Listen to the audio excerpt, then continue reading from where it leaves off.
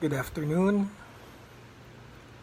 Hi, Lizo Sarmiento from Bahrain. Good afternoon to everyone. It's been quite a while since I've done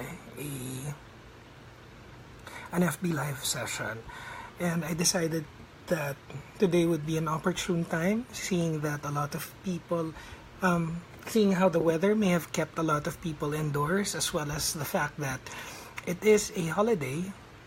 So, the topics that I will be covering today will be first, RevGov, or Revolutionary Government.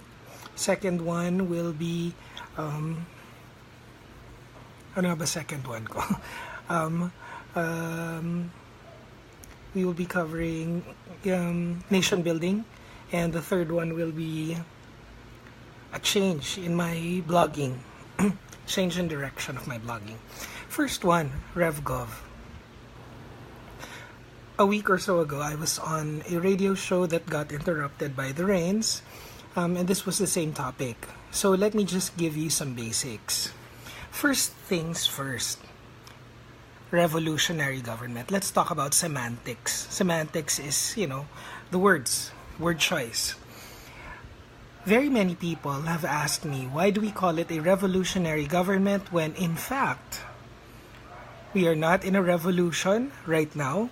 We are not planning to start an actual physical revolution as well, or a coup d'etat even, to instill a revolutionary government.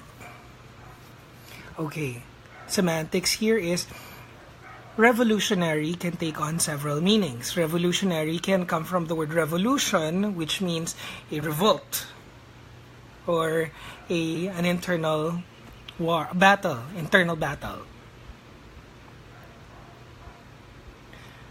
Second, meaning or the usage of revolutionary government in this particular context would be to change or something, to make something new. Revolutionary, revolutionize. Okay, that is the context of this revolutionary government. Something new. Something revolutionary, not from an actual physical revolt. Revolutionary in this particular context would mean to make new or to change something revolutionary or to revolutionize the government. That is the context that we are using in this particular terminology. Now, some people are confused by this. Why not just choose a different term? When in fact, the revolutionary government that we are proposing to instill would be a transitional government. What does that mean? A transitional government would be a government that will help shift from the current government to a new form of government. Let me repeat that. Transitional government is this in-between state or stage between our current unitary presidential government, and then we have the revolutionary government, which is the transitional government, which will help us to shift into a federal parliamentary form of government. Okay, I will repeat that since I may be going fast and I may be introducing so many ideas today. The revolutionary government that we are speaking of is something that will revolutionize the current state of government. It is not an actual physical battle, war, or revolt. The revolutionary government is to revolutionize or something to make new our government. Revolutionary. In that context, it's not just a physical battle. Okay? In effect, the revolutionary government is just a hopefully 1-year transitional government from our current unitary government to a federal parliamentary government. Okay? I hope that's clear. Because we are going to go through so many other important ideas here today. So, the revolutionary government, two major ideas here now is the revolutionary government context that we are talking about is not a physical battle or revolt, not even a coup d'etat, but to revolutionize, revolutionary government, which in fact is just a transitional government, an in-between from our current unitary government to a shift into a federal parliamentary form of government. Okay, I hope that's clear. Next common question would be, how long is this revolutionary government? How long is this revolutionary government going to last? Well, it will last, hopefully, if we base this on history, because Cory Aquino had placed the Philippines in a revolutionary government, but that was because we were coming from a revolt, an actual revolution. Okay? But let's just use that as the parameter or the scaffolding for what we are planning to do currently. So, if we base it on that, it will be 1 year. Why 1 year? Well, because there are so many things. First issue is we need the 1 year to be able to write a new constitution. The institutional reforms that we need, the major problem that we are encountering is the fact that we have a deeply flawed, problematic, pro-oligarch, anti-common Filipino or common tao constitution. The 1987 Constitution has favored the oligarchs for so long. And it is time for us to abrogate, in Tagalog, tanggalin, gibain, abrogate the 1987 Constitution and write a new one that will enable the Filipinos and the Philippines, all in all, to move forward. Positive changes, progress. That's our first. We need a new constitution, and the only way to do this is through a transitional or revolutionary government. Now, this first major reason, let us break. Let's go to the second reason. The second major reason for a revolutionary government is that we need to shift from the current unitary government to a federal parliamentary government, or maybe even an evolving federal government. Okay? It can be my hope, ultimate dream, ultimate goal is to have a federal parliamentary government. But as advocates of federalism, like my friend Orion has mentioned, we can have an evolving federal government. The key here is to be able to shift to federal government. Now, so those are the two major things that need to be tackled within the revolutionary government or transitional government. Why do we need a revolutionary government? Why not just have a CONAS or CONCON and wait for Congress to shift us into a federal parliamentary government? Why? Because they don't want to. Ulitin ko. They don't want to. Many other presidents have been pushing for this. GMA. I think even Pinoy pushed for a federal government, but they all did it towards the end of their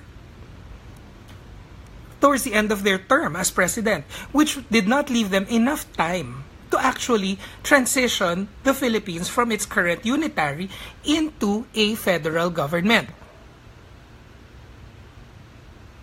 Now, a lot of people have been saying, but Duterte is against it. Okay, I beg to disagree.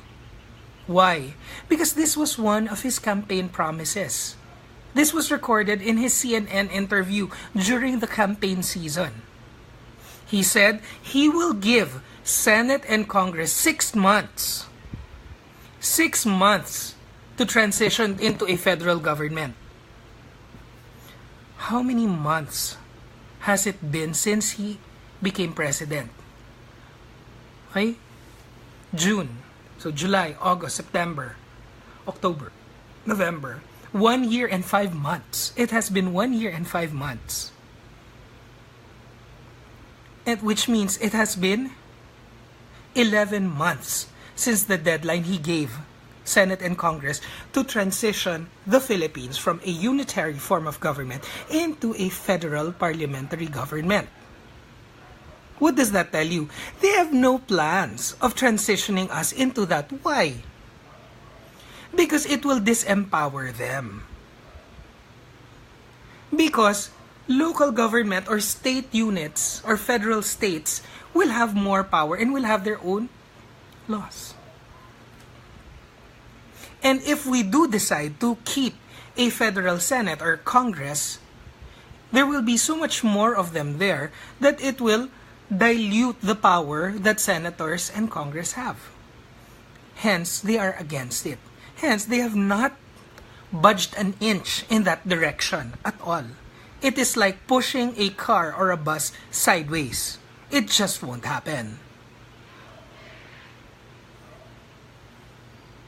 Next, why do we need a change in our Constitution?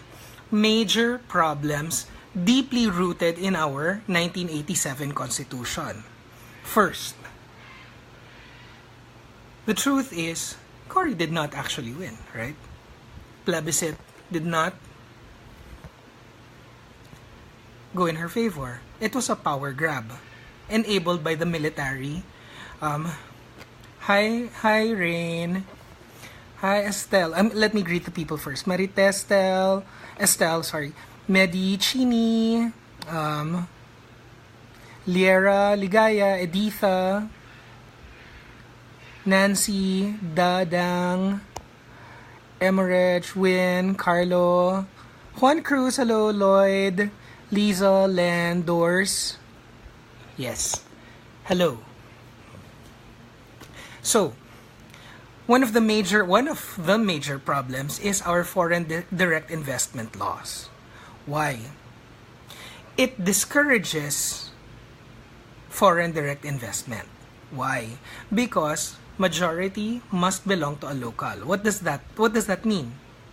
It means that when an investor wants to invest in the Philippines, it has to primarily be owned by a Filipino. Most Filipinos do not want to invest money. So what do they invest? Their name. And when the foreign investor wants to leave, they cannot take all of the money back out. So the FDI law is one of the major reasons that we need to change the.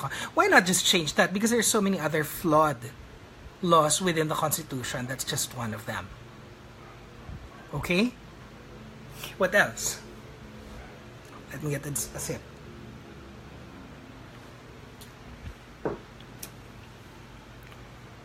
Now, another common question is it constitutional? Is it legal? Are we allowed to do it? We are. The Filipino people are allowed to do it.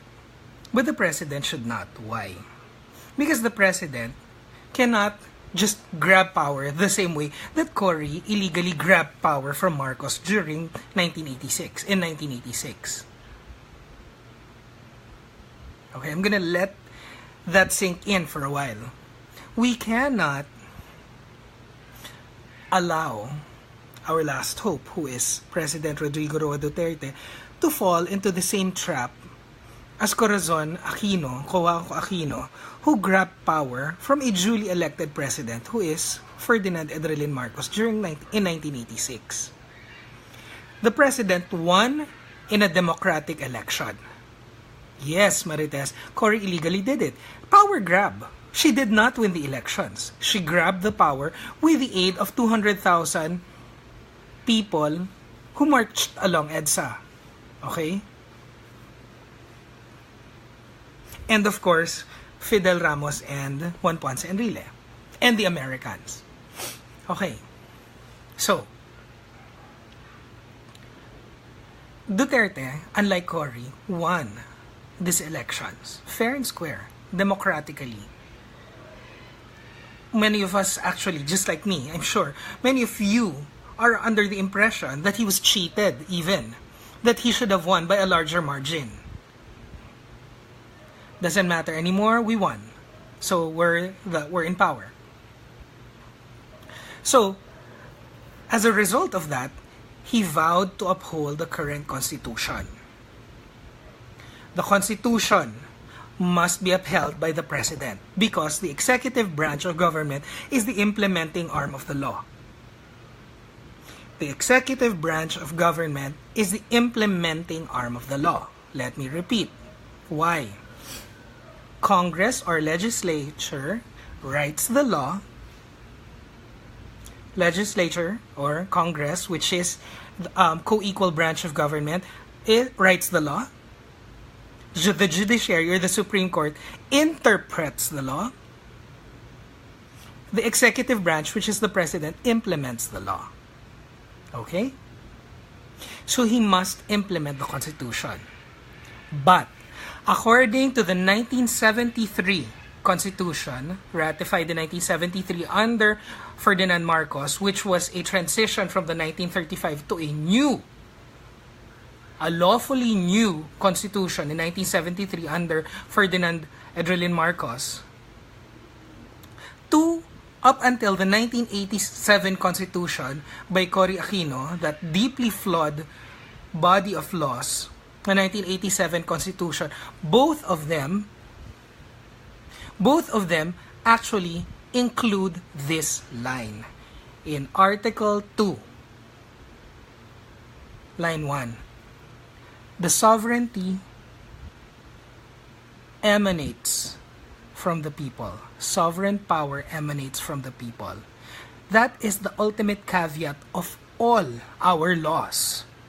Our laws are predicated on the fact that all power, the power of the written word, the power of the written laws, the power of the spirit of the law, and all manifest interpretations of the law emanates from the people. That means you and me, us, all of us, Filipinos.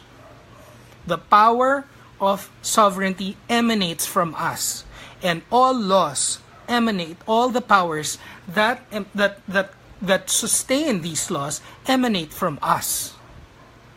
So if we, the people, according to Republic Act 6735 and Article 17 or 18, we can at any given point in time,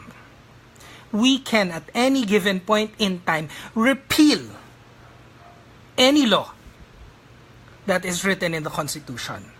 We can change any of those laws. For those who are a stickler for the written law, Republic Act 6735 under Cory, which she wrote during the time where she had abrogated the Constitution and imbibed in her the power to legislate laws, had written that, which means it is automatically a law too. And Article 18 of the Constitution also tells us that the people's initiative can change any law in the Constitution. So it is from us. All the power of the law of the state comes from us. So if we band together magkakaisa tayo, come together as one voice, as one sovereign people, and confer or offer to the president the power to change the current state of the Philippines. If we tell him, President, Lloyd, not November 10, it's November 30. Okay? I just had to change to correct that. Lloyd, it is November 30, 2017, not November 10. Okay. So it is within our rights as Filipinos to empower the president to abrogate the Constitution, to dissolve Congress, and to build, to found a transitional government or a revolutionary government that will enable us, the whole Philippines, to transition from the unitary form of government into a federal form of government. Why do we want a federal form of government?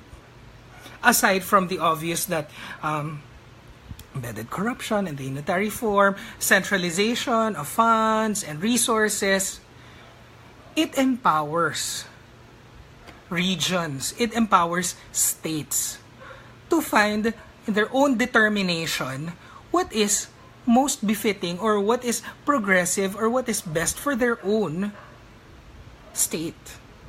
Why is it important? Why? Let me give you an example. I am a die-hard Duterte supporter. I've never hidden this.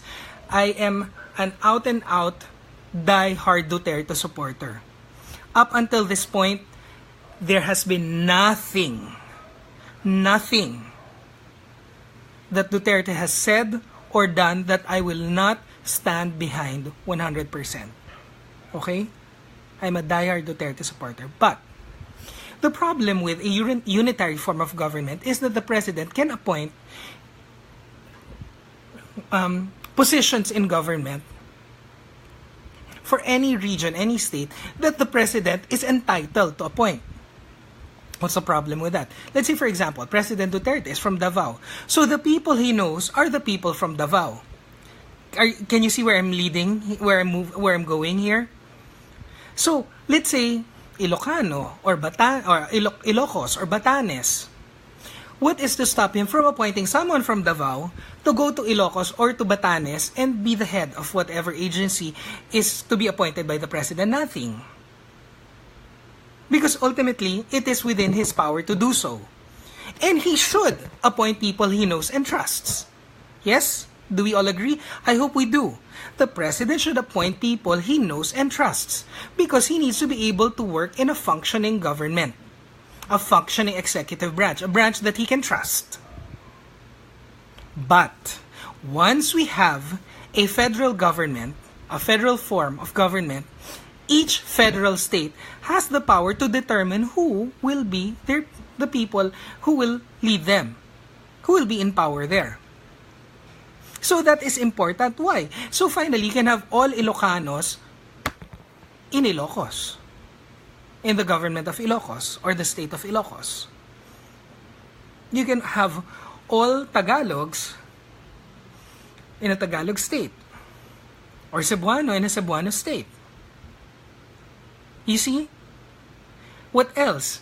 The resources of that state will be the source of the funds for that particular state. It is not all centralized first and then through central determination, you only get this percent and that percent and this percent and that percent, which opens us up to the possibility of corrupt politicking.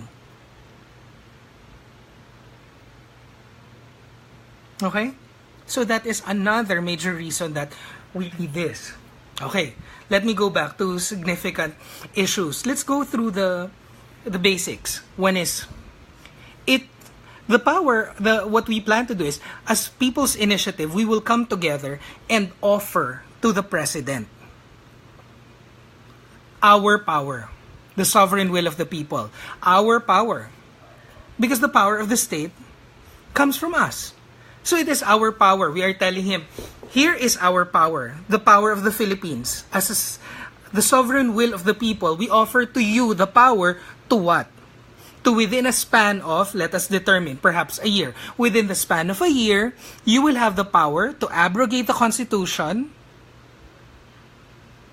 and to expedite our transition from a unitary form of government into a federal form of government. Yes, man, that's exactly what I said. President, it's not just cannot, but should not appoint somebody he doesn't trust. Yes?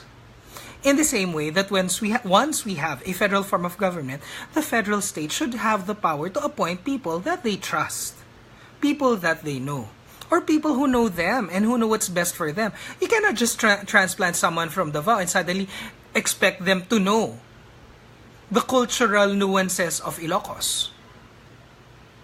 Right? Okay. So, it is our sovereign power. Our power which empowers the current constitution. We are just going to take it back and offer it to him and say, PRRD, here is the sovereign will of the people and our sovereign power, and we want you to use it to, one, abrogate the current and deeply flawed 1987 Constitution and draft a new one. Second is to expedite our transition into a federal form of government. Well, mine is, of course, the ultimate dream is a federal parliamentary form of government. I don't want Senate or Congress anymore to exist. Okay. Other major questions. This power is non-transferable. We are offering it directly to PRRD and it is coterminous with him. Once he decides, I don't need this, in the same way with the martial law, I don't need this, the end. He cannot bequeath this to his children or to his best friend. It is coterminous with him. It starts and ends with him. It cannot be passed on. Okay? Next. The transitional or revolutionary government, again, revolutionary in the sense of revolutionize, not revolt. Okay? Revolutionary government. The span of the revolutionary government will be only up until the time that a new constitution has been drafted, and then it will be offered back to us. And through a plebiscite, we will ratify this new constitution. A plebiscite is a vote of yes or no. Okay? So he will offer it back to us and say, people of the Philippines who has offered me or given me their sovereign will and sovereign power to create this transitional government or revolutionary government, I am offering to you the fruit of this transitional government, which is a new constitution, and then we vote on it. It is a plebiscite. It is a yes or no. Yes to ratify it, no to ratify it. And change maybe things that we're not comfortable with. Alright.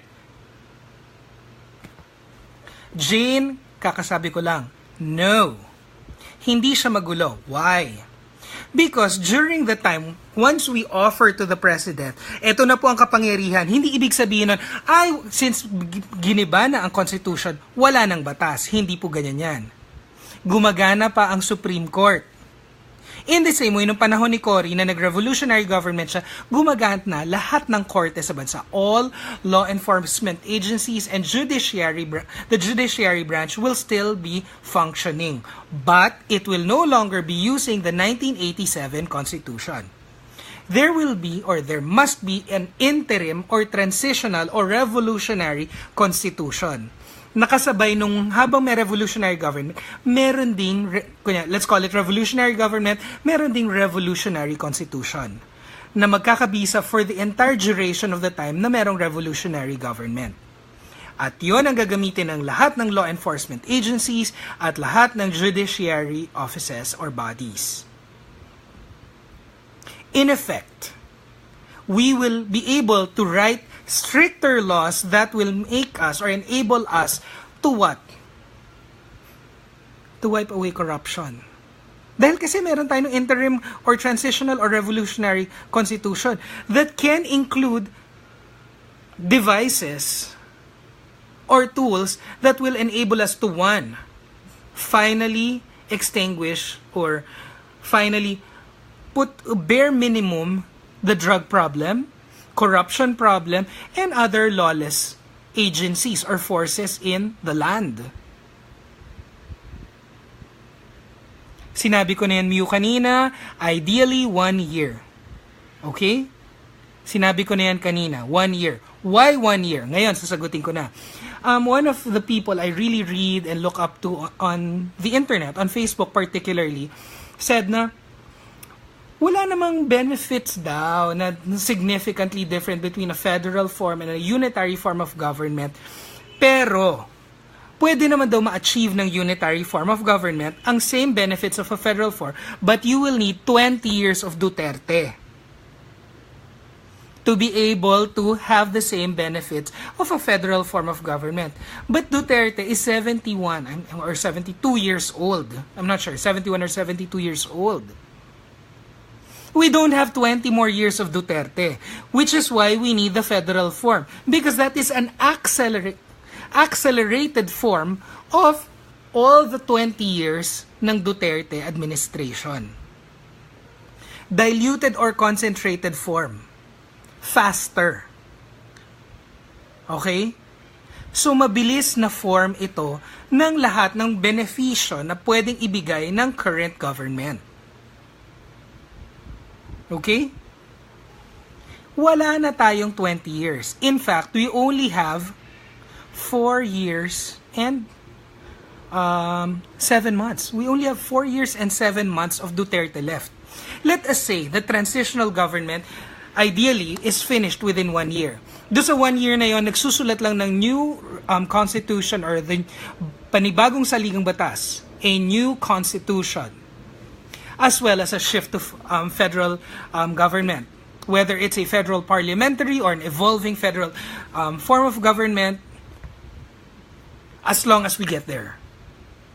As long as we are broken down into states and that these states will have the power to move using its own determination on how it will progress. Okay? Let us say we are already there. 1 year. So let's say it happens right now. Then that means we have 3 years and 7 months to what?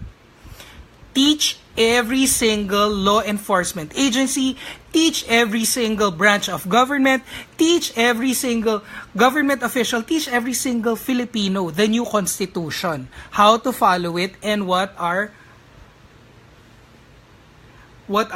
the punishments or benefits.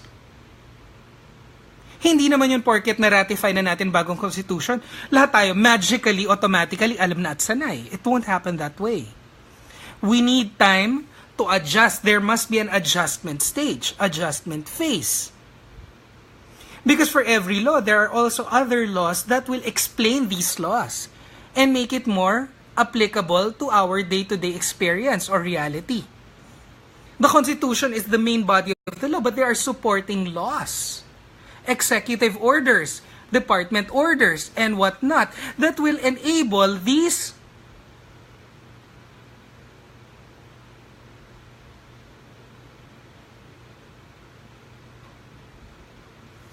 I will answer you, Danny, pero you don't really need to say being educated here as though you're implying that the other people who are asking questions are not educated or their questions are not, or that what we have been discussing so far has not been educational. Diba? We don't need to insult each other by adding these predicates or caveats. Let us be respectful of everyone in our chat. Okay? Let me finish my point first. Just because we have transitioned, we have given Duterte 1 year. Let us say it starts now. He has 3 years and 7 months to what? Have supporting laws that will enable law enforcement agencies to apply the Constitution to our daily experience. How much time will that transition or will this learning curve be? Diba? Hindi naman yung magically overnight, alam na nating lahat at lahat ng mga laws immediately applicable na. Doesn't happen that way. The new Constitution or even the RevGov is not a magic wand. Duterte is not the Sorcerer Supreme. He's not Doctor Strange Duterte. That will just do some fancy hand movement and then we're all okay. It's not like that. Next, after the 1 year, aside from the Constitution, also the states, they will also have to legislate their own laws that will enable them to function as newly founded states, which of course will be based on the new Constitution too. A lot of transitions. And here's our major problem. Duterte is the first president who started his term wanting these changes. All of the others, I don't know if it's heartfelt or they just ran out of time, but it seems to me like it's all papogi. Everyone else who said na, let's have federal, let's have a new constitution, middle or towards the end of their term na nila sinabi, which does not really realistically leave enough time to write them and to implement them. He's the first one who from the get-go wants these institutional and systemic changes to happen. 3 years and 7 months is not a long time. I don't know if it's even enough time. Because that is not the only thing that President Duterte must work on. He also must work on our economic platforms, our economic changes, our internal infrastructure, our foreign relations. All of these things continue. Okay, this is probably, I don't know if it's the opportune time to go back. Does a revolutionary government enhance strict military laws? Okay, let me repeat. The revolutionary government is meant to abrogate the Philippine Constitution. Abrogate the Philippine Constitution, suspend Senate and Congress. So that means all related bodies to the Constitution will also henceforth be frozen or abrogated for that time being. So, military laws, if they're founded on the Constitution, will, of course, undergo an overhaul too. But I don't think so, because I think the military functions under their own bylaws. Okay? Okay. And on that, let me go into some people who are concerned about lawlessness or problems with court cases and whatnot. No, the court will continue to function using the interim constitution. All right. Another common question that I want to deal with is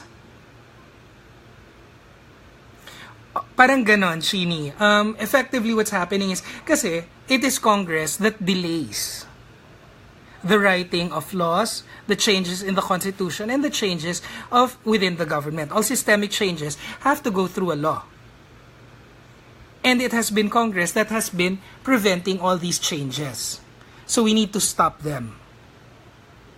Because they were given ample time to do so, to show pledge of good faith and change the Constitution, but they have not done anything. So it is time to stop. Anong palas ko po? Ano? Rolando, I don't understand what you're saying. Maybe explain it a little further. You elaborate your question so I get it. Okay. So law enforcement agencies will be in place, and courts will be open. So there. Next, how will this affect our international relationships? Because I hope you have learned this from other bloggers that any Philippine government must have a local and foreign legitimacy. President Duterte is enjoying an overwhelming popularity locally, which means wala tayong problem sa local legitimacy. Whatever he says, we support him because he knows he will do it in our best interest. He does it in our best interest. Now, The external or the global international legitimacy is another issue. Now, ultimately, since President Duterte won a democratic election, there should be no adverse or negative reaction or negative impact to the external legitimacy of the transitional or revolutionary government, and neither will the new federal form of government that will be replacing the current unitary form.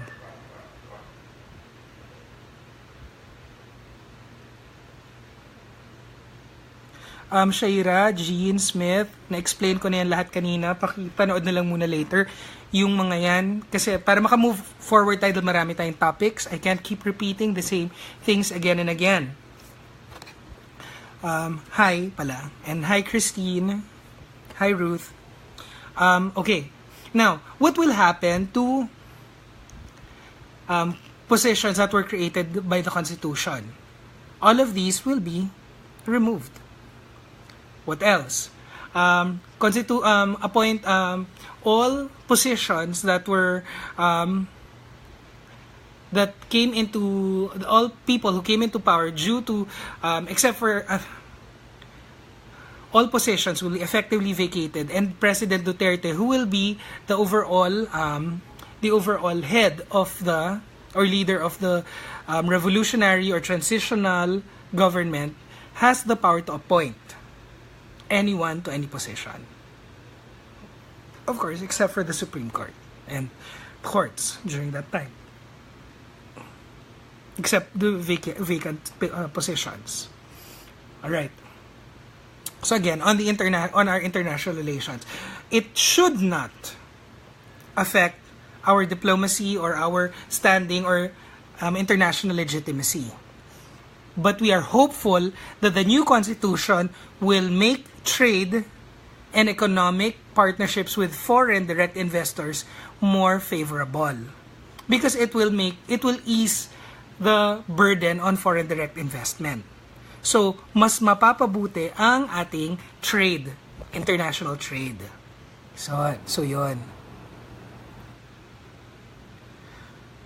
Well, Chini, to begin with, ang kailangan lang dito is makita na, accepted naman ng international community. It is already accepted by the international community that, or tanggap na ng international community that President Duterte is the President of the Philippines. All we need to do is that we prove to the international community that giving the President our sovereign power to create a transitional or revolutionary government is the mandate coming from the people. Which is why people or NetRev is pushing for a November 30 coming together of the entire Philippines. We're pushing for the entire Philippines to come together, different pocket get-togethers or celebrations to show the President that, please sir, he said, di ba, pag tagilid na mag-aano ako ng RevGov, I will create a revolutionary government. Hindi daw martial law, but RevGov, ang sabi ni President, di ba? So what we need to prove to the President that on November 30, natagilid na tayo. That Congress is no longer, is clearly no longer representing our best interest. And that we need him to take our sovereign power, which we, the people, are offering to him. If we base it on the Constitution, RA 6735 and Article 18 of the Constitution tells us that we need anywhere between 6 to 12% of the voting population. 6 to 12% of the voting population. If we go by the Constitution, the 1987 Constitution. But if we go by history, based on the 1986 People's Power event in EDSA, that was just 200,000 people. So, ang konti lang nun. But I am hopeful, and most of us who are pro-RevGov are hopeful that we will be able to gather more. maybe 10, 12 million people. Hopefully. That's what we want. At saka to be able to prove to the president, because the president will uphold the Constitution until the people tell him that, sir, we no longer believe in the current Constitution and we would like to take back our power as a people, as a Filipino people, and offer it to you to abrogate this deeply flawed 1987 Constitution and let us write a new one. And help us to expedite our shift into a federal parliamentary government. So, yun. So, medyo passionate ako dito, no? So, I hope it's clear. I hope the choice of words made it easier for everyone to understand. I went from English to Tagalog and that. All right. Opo. Yes, Lloyd. We are hopeful that DDS around the world on November 30 will also have their own get-togethers, pocket rallies, or as Miss Vivian Velez likes to call it, mosquito rallies. They come together in cluster. And then we show this. Anyway, we're all connected through the World Wide Web, diba? We're all connected through the World Wide Web. And show the president that we desperately want him to create a transitional government that will shift us from unitary to federal and that will help us to abrogate the 1987 Constitution and to be able to write and then eventually ratify a new Constitution that will be pro-Filipino, pro-ordinary, pro-all Filipinos, everyone, not just the oligarchs. So yun. And so that we can also correct our errors in history, like Cory's power grab in 1987, which led to the to the unconstitutional writing of a new constitution in 1987, right? So that we are able to also correct our errors in history. Or Rolando, it should be worldwide. And I believe NetRev has already contacted DDS groups around the world. And messages have been flooding the internet for days now. So I hope you're seeing that and you're keeping up to date on the plans and all of this. Okay, next topic. I just keep posting questions and then I'll move on quickly to topic number 2, which is nation building. All right. Nation building is very tricky. Why? Because President Duterte has awakened our sense of nationalism and our strong sense of political participation. Okay, let me just put it that way. Our political participation and partisanship. There is a very strong line that distinguishes yellow politics, red politics, white politics, orange politics, and all these other political colors. Blue. Okay? But nation building requires us to build one nation for the whole Filipino people. What does that mean?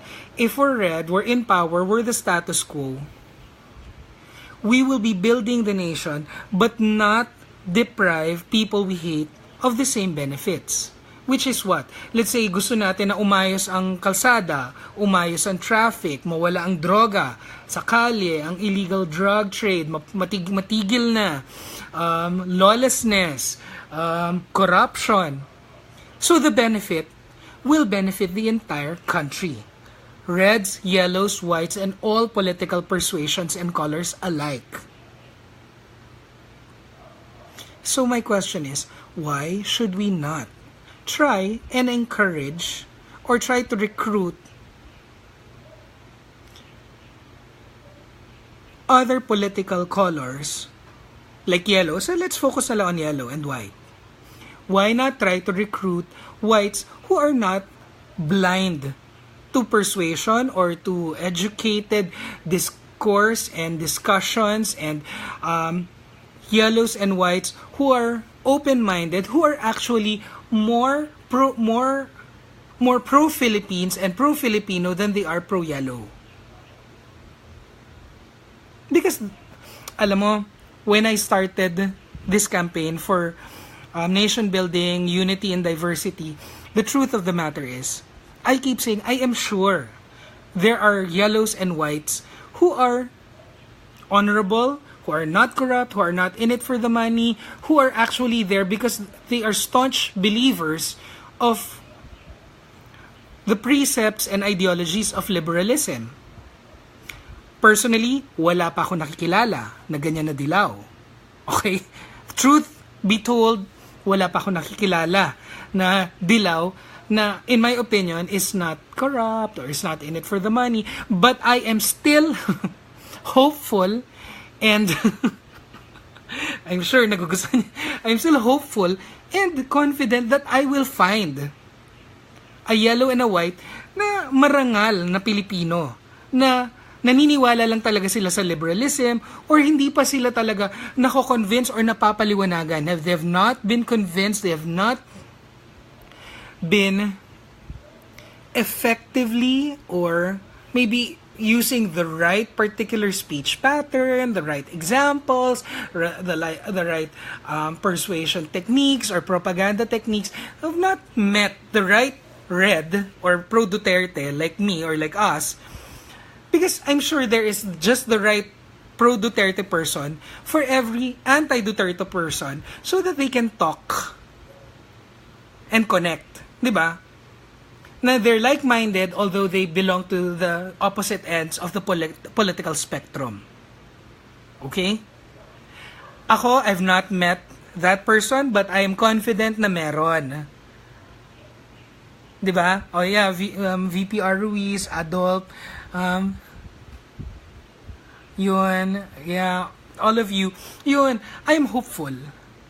Okay, I am very hopeful that there are in existence people who just believe strongly in the precepts and ideologies of liberalism and who have been brainwashed perhaps by their friends and family and political party na masama si Duterte, ganyan. Na, so much so that they have not really heard, they have not really heard a convincing argument na pro-Duterte. Because maybe ang nakikilala nila are those people who like to attack them, who like to use ad hominem arguments. Diba? Maybe what they want is something more suited to their background, like, I don't know, cooking, baking, I don't know. Diba? Because each person has their own distinct frame of mind and life experiences, so they need to meet the right person to explain to them the right way so that they will understand. And I'm open to that possibility. I hope we all are. Because nation building is so much better and so much easier with the whole nation working for it or working towards it. Unity in diversity. Maybe not now, maybe, I don't know, maybe not in my lifetime, maybe not in your lifetime, but hopefully we will be able to to respect each other's differences and diversity. Maybe at some point we may even celebrate our differences. Maybe it won't happen now, but I don't want to extinguish that hope. And maybe these people will forever hate Duterte. But maybe their sense of patriotism or love for the Philippines will be more than their hate for Duterte. And maybe their love for our less fortunate Filipinos will overcome their hate for Duterte. And what's the problem with that? The ultimate goal of nation building is to empower and strengthen the Philippines. And every single Filipino who needs help. Ako, of course, I will always fight and defend Duterte because I am a fan. And I am a diehard Duterte supporter. DDS kong DDS. Diyos ko, umuwi nga ako ng Pilipinas at nag-resign sa trabaho. Wala akong first few months ko here. I didn't have work. I didn't have income. I was here because I was just a fan of Duterte. And I wanted to be on the ground. So that's why I came here. And with that, I'm an educated person and I'm a teacher, so I have that hope that I will meet people who are willing to listen to the call, or who are willing to answer the call for nation building. They may hate Duterte but love us, or love the Philippines. That's enough for now. Because we are so broken. We have had 30 years of nothing. Since Marcos left, we have 30 years of nothingness. I mean, we have had some ups as well, but the Philippines has gone so far astray since the time of Marcos. And here's a chance, a hope to rebuild and make our nation great again.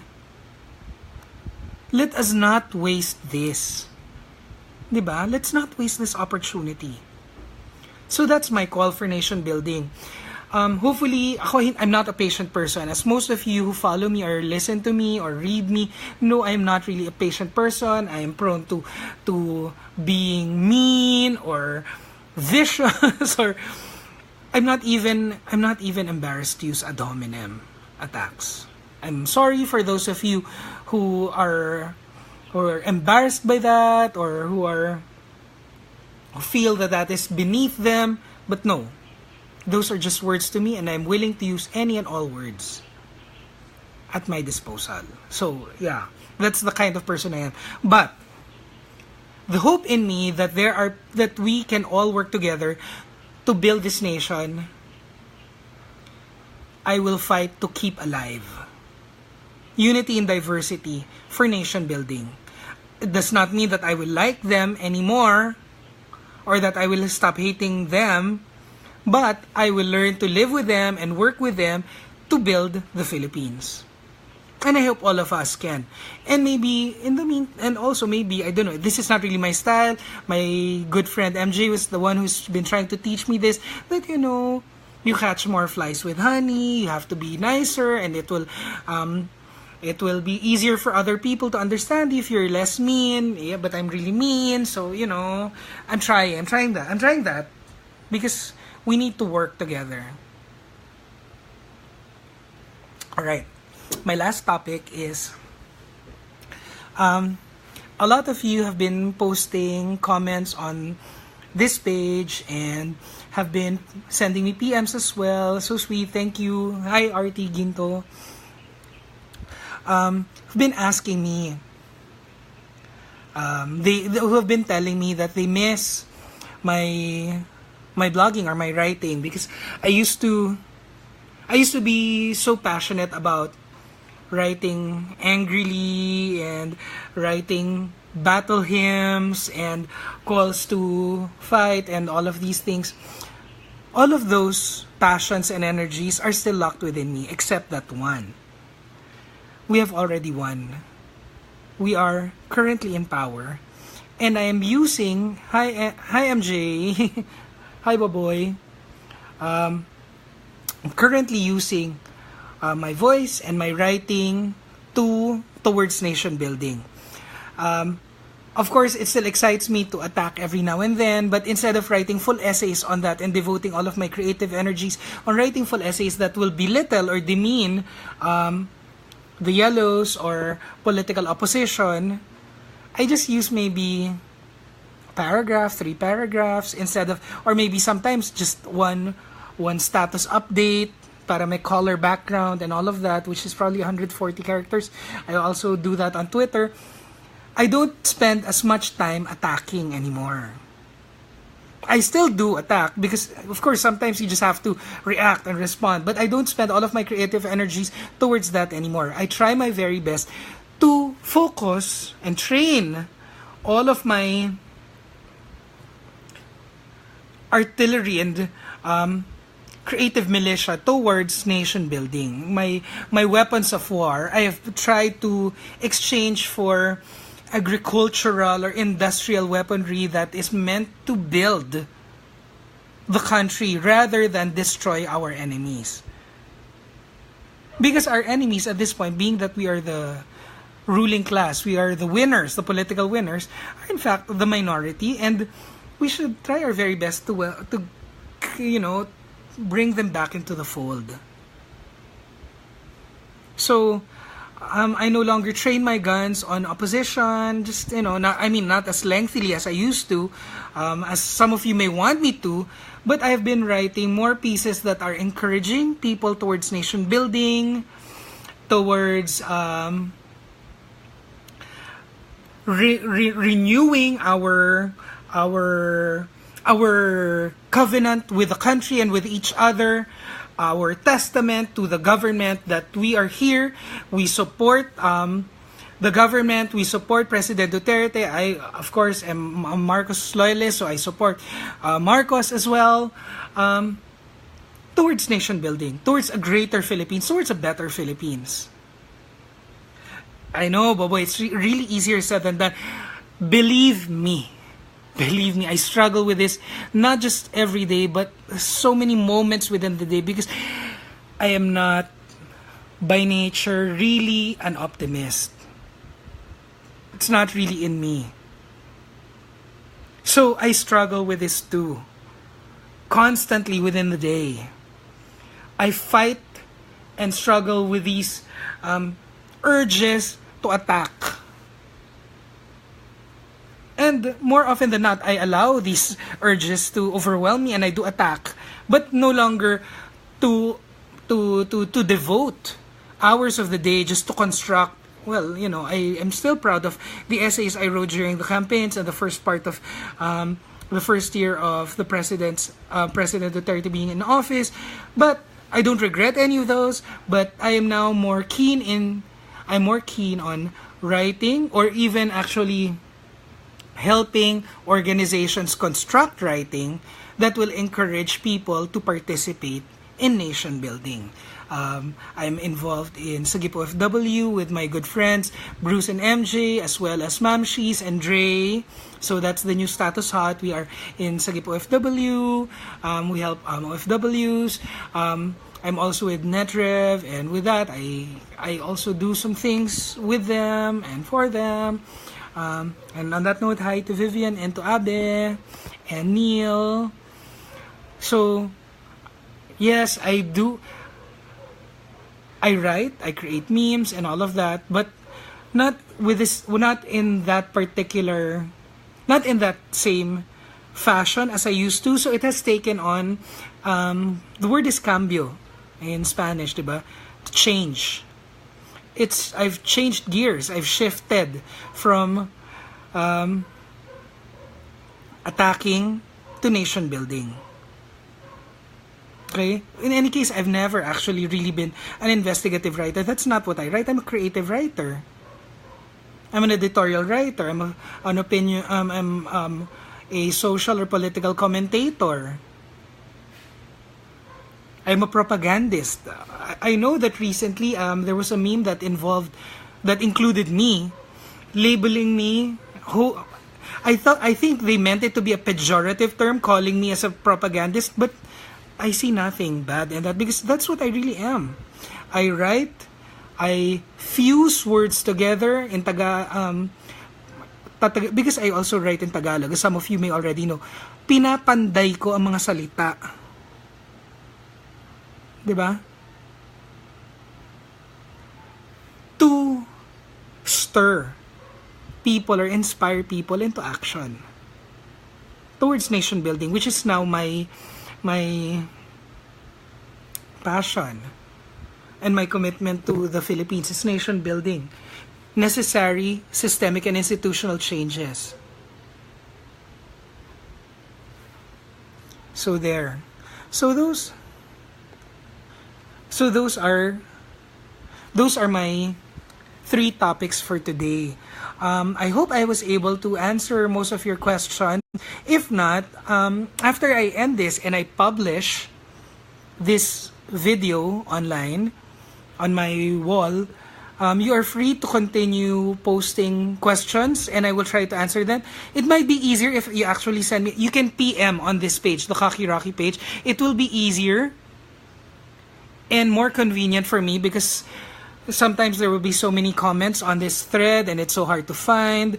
It would be easier and more convenient for both of us if you can just PM me your questions, and then I will collate all of these questions and then maybe create another Facebook Live session with you guys so that we can communicate again in this particular medium or forum.